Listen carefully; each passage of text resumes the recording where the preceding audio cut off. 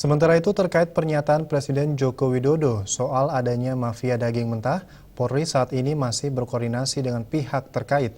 Selain itu, Polri juga akan membentuk tim Satuan Tugas Khusus atau Satgasus untuk menyelidiki langkanya daging mentah di masyarakat.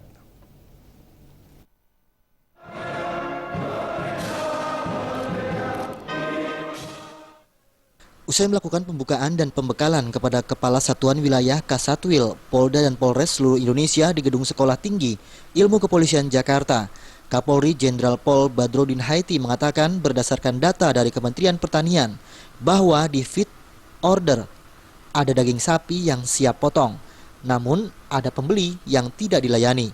Maka hal tersebut merupakan pertanyaan bagi masyarakat terkait adanya indikasi mafia daging tersebut. Saat ini Polri tengah berkoordinasi dengan instansi terkait.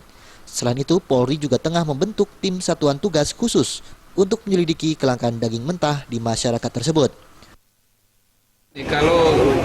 Kalau berdasarkan data dari Kementerian Pertanian bahwa di feed loader itu ada sapi yang siap potong, kemudian ada pedagang yang beli tidak dilayani, nah itu tentu pertanyaannya kenapa?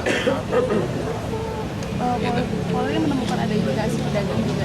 Nah ini sedang dikoordinasikan datanya. Diberitakan sekitar 12.000 pedagang daging sapi mogok berjualan di 153 pasar tradisional Jabodetabek yang berlangsung sejak hari Minggu lalu. Alasan mogok berjualan tersebut dikarenakan harga daging di tingkat pedagang besar meningkat hingga 30% sehingga mereka harus menjual dengan harga tinggi untuk konsumen.